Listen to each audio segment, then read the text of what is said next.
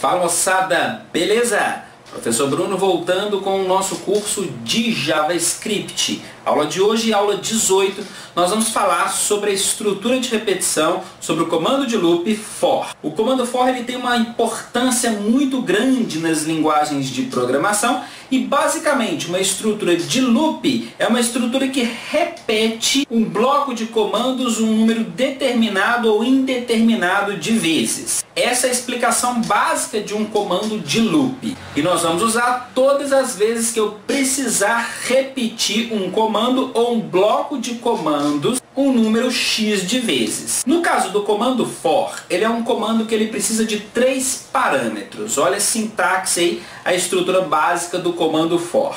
O primeiro parâmetro, ele vai configurar a inicialização, o ponto de partida. Como que ele vai inicializar o contador do loop do comando for. O segundo parâmetro, ele diz respeito à condição de execução do comando for.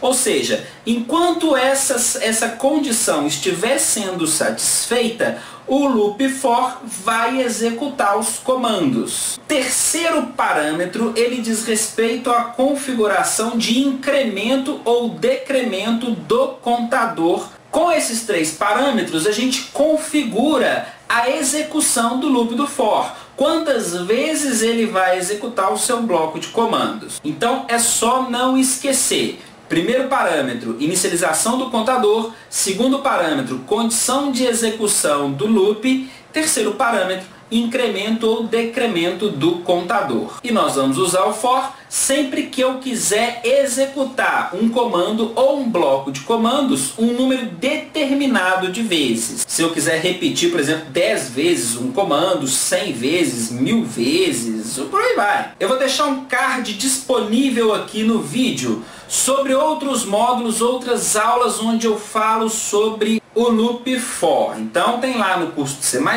tem lá no curso de PHP. E é muito importante que vocês assistam essas aulas, principalmente lá no curso de C++, para vocês entenderem e se interarem mais sobre o comando for. Um detalhe importante, quando a gente disponibiliza um card aqui, ele fica disponível no vídeo inteiro. A qualquer momento que vocês posicionarem o mouse aqui no izinho aqui em cima, ele vai disponibilizar o card para vocês e vocês podem clicar nos links aí sem problema. Eu vou deixar também no final do vídeo, se vocês não quiserem clicar no card agora, eu vou deixar lá no finalzinho do vídeo também os links para as mesmas aulas aqui do card. Beleza? Então não deixem de assistir essas outras aulas aí sobre o comando for. Nós vamos ver isso na prática na aula de hoje. Mas antes você já sabe, já deixa o seu joinha aqui no início do vídeo para garantir que você não vai esquecer. Se você não é inscrito, se inscreva no canal e clique no sininho para receber as notificações de novos vídeos. Acompanhe também o nosso canal nas redes sociais, estão aparecendo os links aí. E acesse o nosso site para baixar apostilas e materiais exclusivos que você só encontra aqui no canal. Agora que você já clicou no joinha, se inscreveu e clicou no sininho, vamos para a aula logo depois da vinheta. Roda!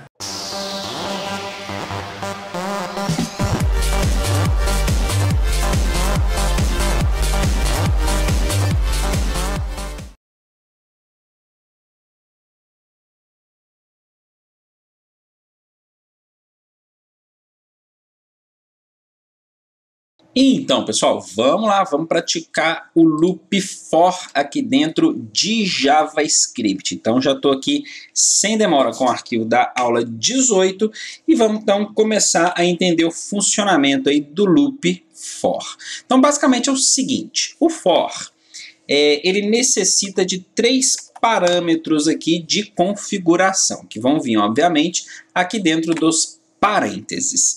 Como é um comando de loop, certo? Eu vou configurar ali as iterações. Basicamente, eu vou configurar quantos loops, o funcionamento aí do loop do comando for.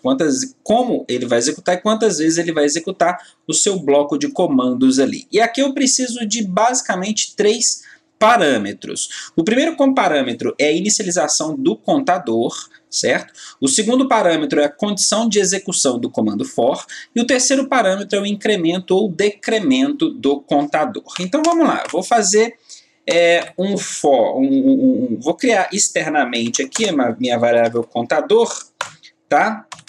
Eu posso criar aqui dentro também, ok? Eu poderia fazer aqui, ó, criar ela aqui dentro, e dessa maneira ela passa a valer somente para o for, certo? Ou se eu tirar aqui, ó, significa que conte vale só para o for, eu não posso usar ele em outro lugar do meu programa, tá bom? Se eu precisar, tá? Então eu vou deixar externamente aqui, vou declarar ele externamente e vou só inicializar ele aqui no meu for. Então tá aqui a inicialização do contador, vou falar que ele vai começar a contagem de 0, a contagem das iterações de 0, certo?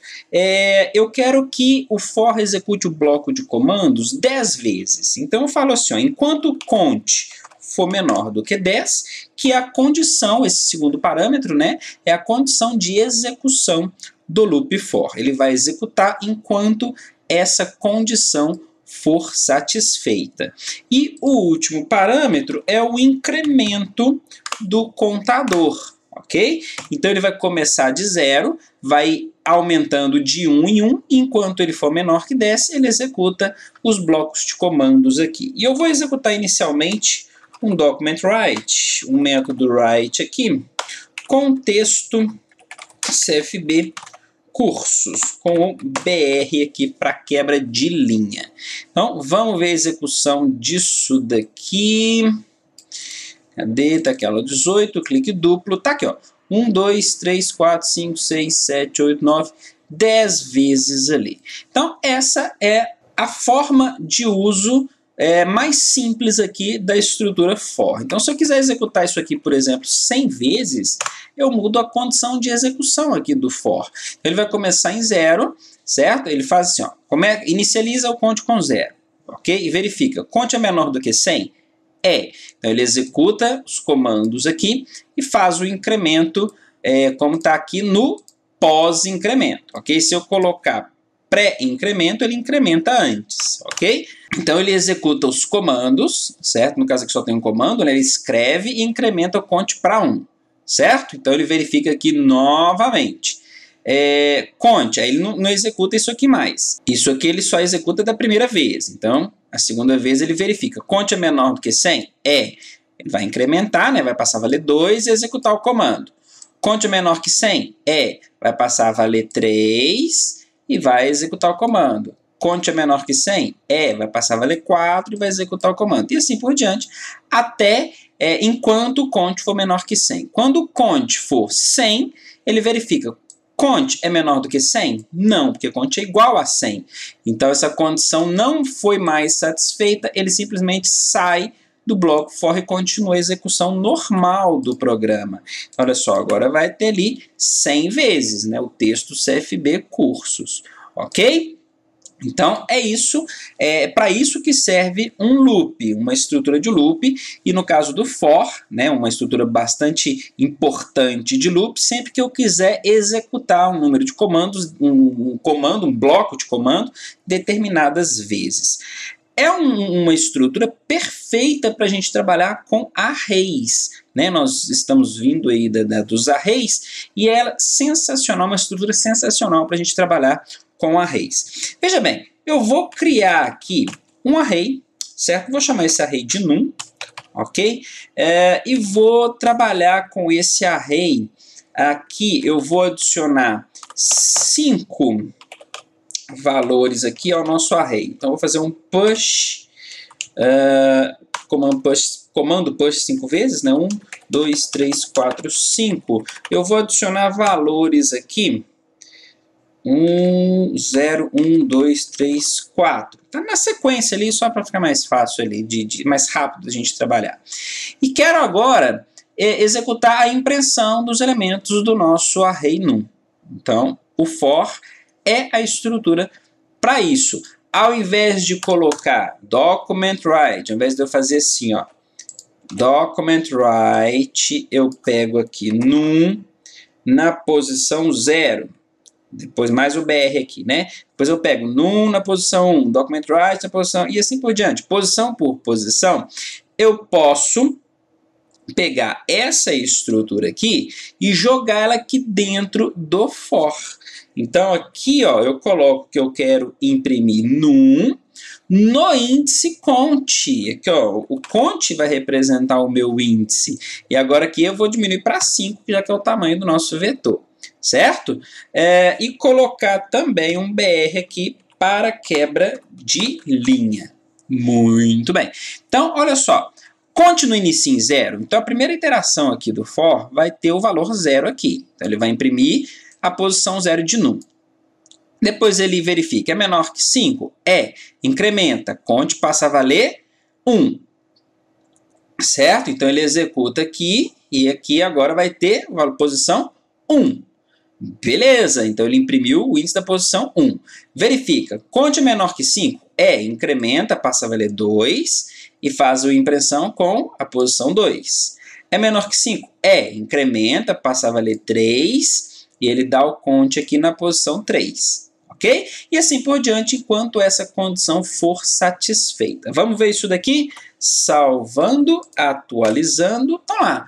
Os elementos do nosso vetor aqui impressos com o for. Eu posso usar o for para poder atribuir elementos ao vetor? Posso? Também posso. Olha só, eu vou copiar esse for aqui, para a gente não precisar de novo, fazer ele de novo, e vou colocar o push, então, vou dar um Ctrl X, vou colar o push aqui, e agora esse push, ele insere 0 em todas as posições do vetor, certo? Então, aqui, ele vai pegar o num, vai executar esse comando aqui 5 vezes, ou seja, vai fazer 5 pushes, e em cada posição ele vai adicionar o valor 0, e aqui eu vou imprimir todos os elementos do array, e vamos ver que vai imprimir, né? Vai imprimir 0 para todas as posições. Tá, e se eu quiser pegar um valor e adicionar em cada uma das posições do nosso array? Então, nós podemos usar o prompt, né? O elemento prompt que a gente já viu aí para isso. Então, eu faço assim, ó, coloco aqui dentro do push o prompt, ok? E vai ter o texto aqui, ó, digite um número, ok? E dentro da caixa de texto eu não quero nada. O prompt, ele retorna para quem fez a chamada o que foi digitado na caixa de texto, não é isso? Então, ele vai retornar aqui para o push e vai ser armazenado dentro do num o que foi digitado na caixinha. Vamos ver isso daqui?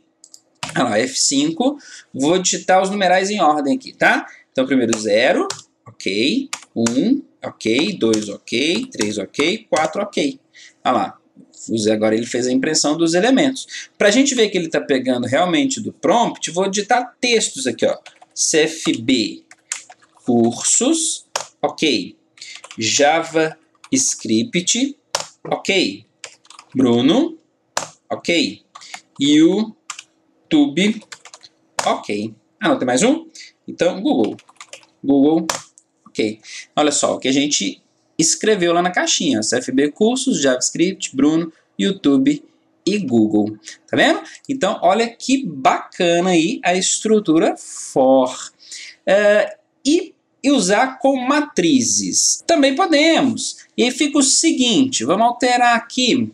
Vou criar a matriz mochila aqui. Mochila, né? A mesma estrutura que a gente vem trabalhando aqui. Eu já vou adicionar os elementos aqui no array mochila da seguinte maneira. Vai ser em formato de matriz, tá? Igual nós fizemos nas últimas aulas aí. Só que aqui eu já vou colocar os elementos. Então, para a primeira posição do array mochila, eu vou adicionar um array com os elementos, deixa eu ver aqui, ó, corda e a quantidade. Eu tenho uma corda.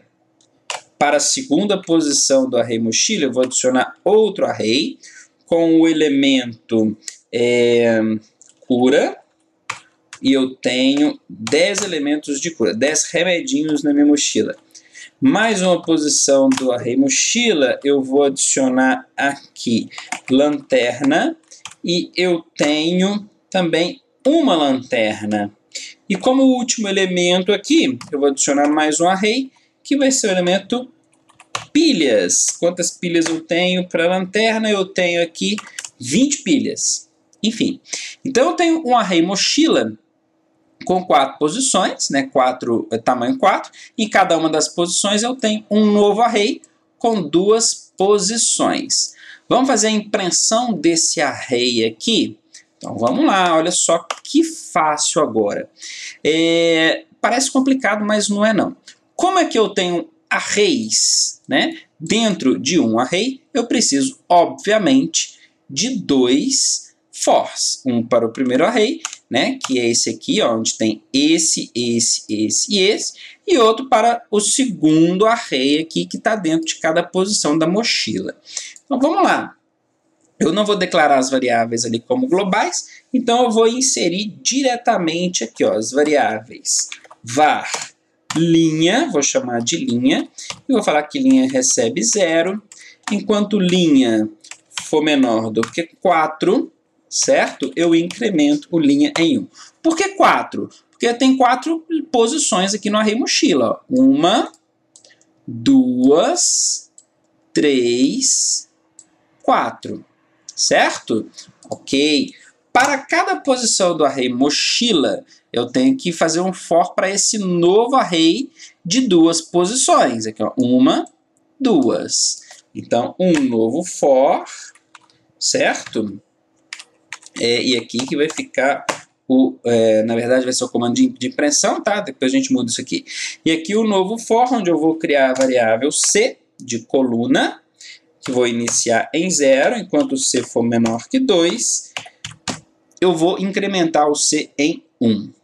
Então, aqui agora, vou ter o método document, método write, que vai fazer a impressão do array mochila. O primeiro índice é controlado pela variável L, e o segundo índice é controlado pela variável coluna, pela variável C, ok? Então, isso aqui eu vou dar um espaço para não ficar juntinho e vou imprimir aqui também um BR para quebrar a linha. Então, BR, ok, quebra de linha. Vamos ver esse for aqui funcionando, essa estrutura funcionando. F5, tá aqui, ó. Corda 1, cura 10, lanterna 1, pilhas 20, certo? Então, resumindo aqui, como é que funcionou essa estrutura? Eu vou dar um Enter aqui para ficar fácil da gente entender. Olha só, deixa eu passar para cá, e você é o que está fechando. Olha só, eu tenho aqui, ó, o array mochila com quantos elementos, quantos índices? 1, 2, 3, 4, certo? Então, aqui, esse for está percorrendo aqui a raiz do mochila. Então, o primeiro for, primeira iteração, o L vai valer 0. Então, é a primeira posição do mochila, que é essa posição aqui, ok? Então, para o 0, ele vai lá e faz outro for. O C vale inicialmente 0. Aonde que é o 0 desse for aqui? É essa posição aqui. Então, primeiro ele imprime mochila no 0, 0, que é esse aqui, ó, corda, certo? Aqui, ó, corda. Depois, ele completa esse for. O C passa a valer 1, porque ele incrementa e faz a impressão. Mochila 0, 1. Ok? Ele incrementa e vai passar a valer 3. E a rotina de parar de execução aqui é enquanto C for menor do que 2. 3 não, vai passar a valer 2, né? For menor do que 2. Como ele vale 2, ele completa esse for, sai, executa o BR, ou seja, quebra a linha e volta para esse for. Incrementou, agora o linha vale 1. Então, ele veio aqui, ó, ele pulou para cá, certo? Então, o linha está valendo 1, ele executa esse for novamente. Então, ele vai cair aqui no C0, mochila, linha vale 1, C vale 0. Ele imprimiu cura. Incrementa o C, que passa a valer 1. Então, ele volta aqui. Linha vale 1, C vale 1. Imprimiu 10. Incrementou, passou a valer 2.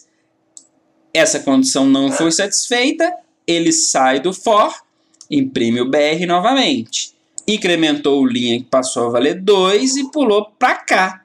e assim por diante na execução do comando for. Então esse for aqui, lembrando, é para controlar o índice, o primeiro índice raiz do mochila, e esse segundo for para controlar o índice aqui desses vetores que estão dentro do primeiro vetor principal. Então essa é essa estrutura for para percorrer matrizes, tá bom? Então, basicamente, é isso o comando for, essa estrutura de repetição aí que nós vamos usar quando eu quiser executar um comando determinadas vezes. Lembrando que eu deixei um card, né? O card, quando a gente adiciona ele lá no início, ele aparece lá no início, mas ele vale no vídeo inteiro. Se vocês colocarem o cursorzinho aqui em cima, no izinho ali, vocês vão ver que vai mostrar o card. A qualquer momento vocês podem clicar no card.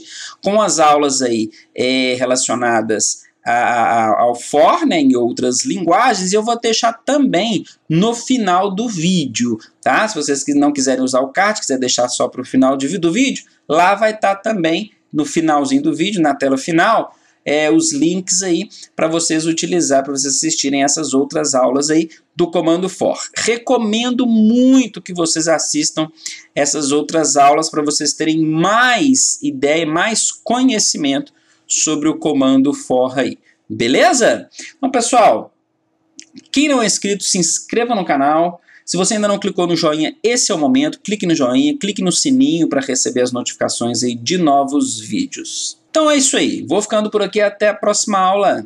Tchau, tchau.